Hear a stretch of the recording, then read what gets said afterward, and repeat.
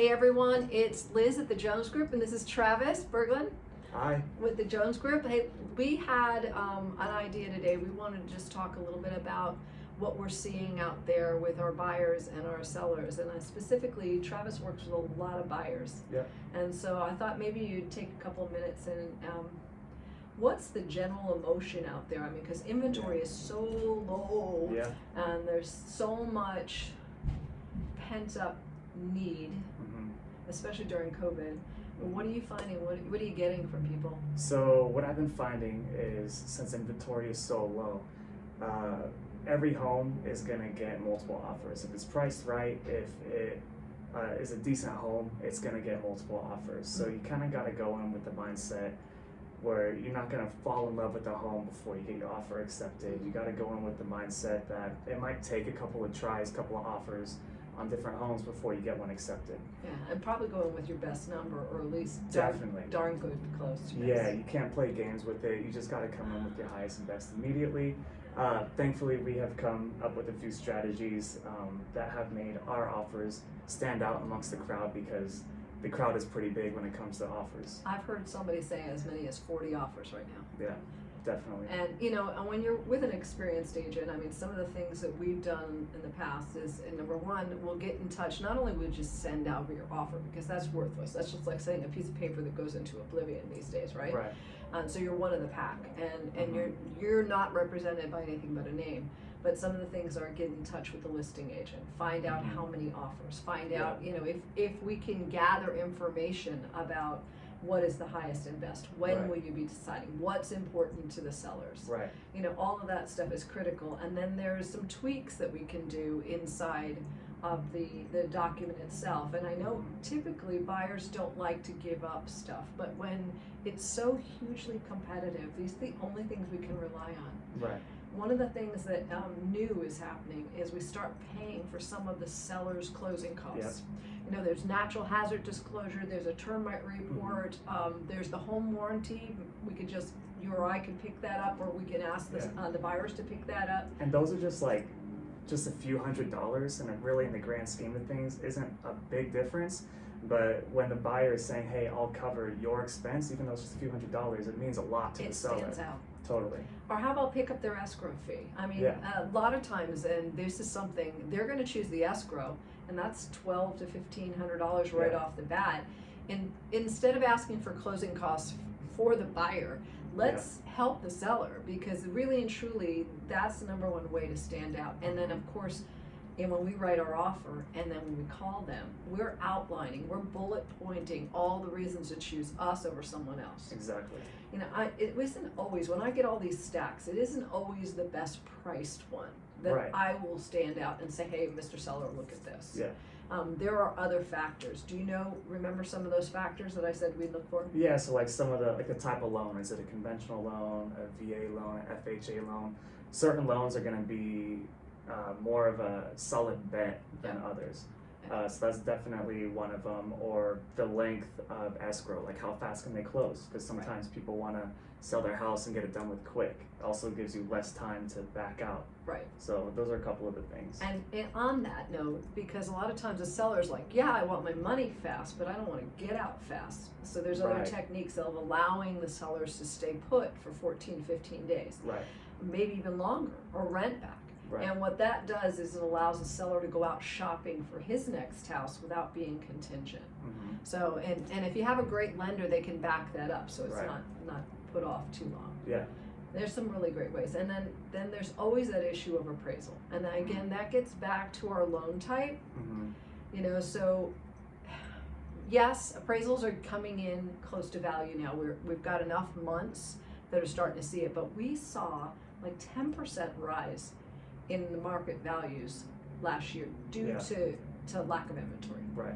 And when you see that kind of happening, you can't keep up with the pricing. No. So the appraiser is pricing it here, and next month it could be here. Because the appraiser goes based off of the past, 30 days? Yeah, he'll try for 3 months. He'll give it 3-month window, 1 mile radius around your house, and then similarity of property size and bedrooms and features. But by the time that data comes in, the market is already higher than where it was in previous months. Right, and he can't necessarily use that. And appraisers are actually going one step further. If he sees something in pending status, he's actually making a phone call to people like me. I get those on a regular basis. He's saying, okay, I see you're in escrow. Can I ask how much you're going to close for? And that's good because he can try to use that to help substantiate his appraisal. That's a good appraiser. Yeah. We only hope. Yeah. So, and then a lot of times the buyers are going to be asked to actually be prepared to put money over and above appraisal. Be prepared to back up your offer. Because if I'm going with you guys and we say, and you tell me you're going to offer me $500,000 for a house that's on the market for $450,000, right? And I know it's probably going to appraise for somewhere around $460,000, maybe.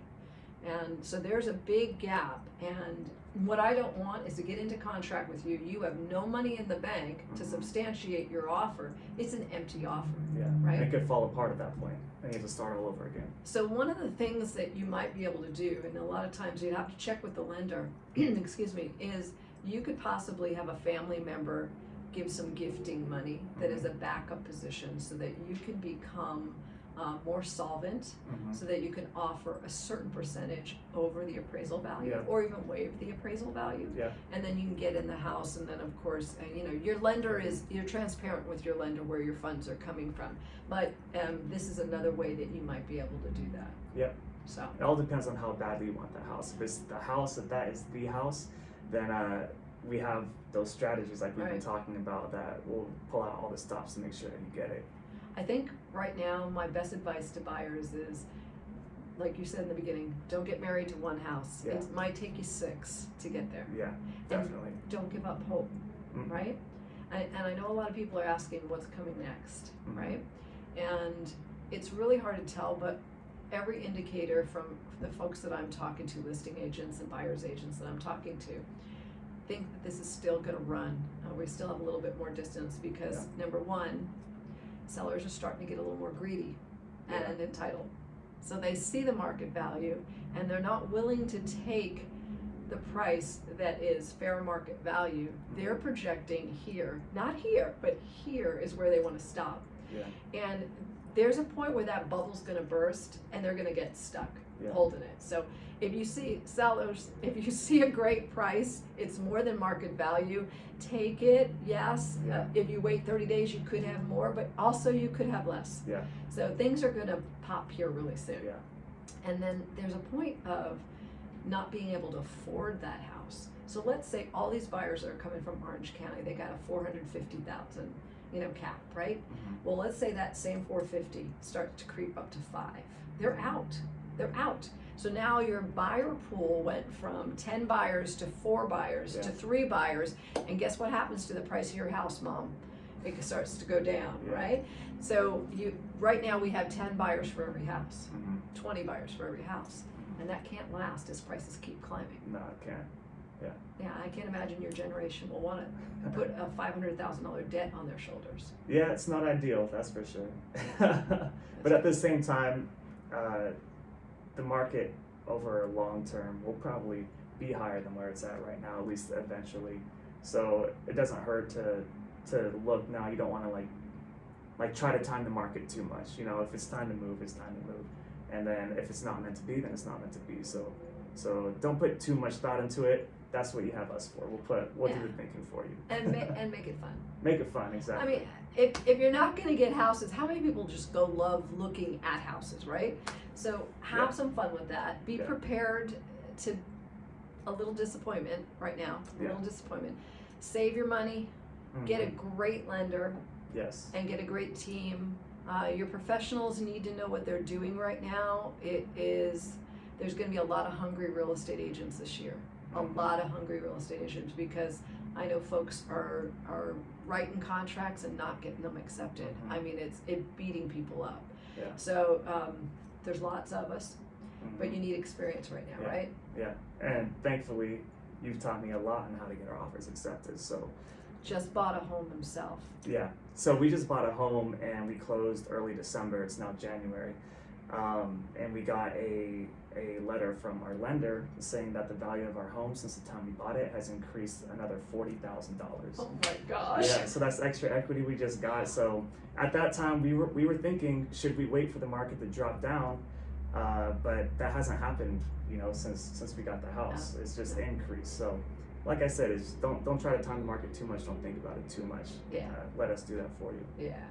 And if you're staying put for 4 to 6 years, you're gonna be fine. Exactly. We'll recover whatever, it Yeah. dips back. Just don't focus on it. Do you love the house? Can you do something with the house? Exactly. Is your family gonna enjoy the house? Yeah. And that's what we're doing. We bought the house knowing we were going to do work on it. So we didn't buy at the absolute top of our price range because we knew we wanted to fix it up and make it the way that we liked it. Because my wife is pretty picky with her style, but she's got great style. So we're definitely going to make that house exactly how we want it. Good for you.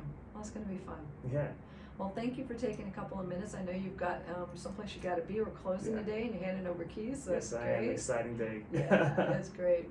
Well, thank you everybody for being here. I hope you enjoyed this. If you have any advice or you have any questions, you can reach out to us at the Jones Group, and we'd love to help you. Until the next time.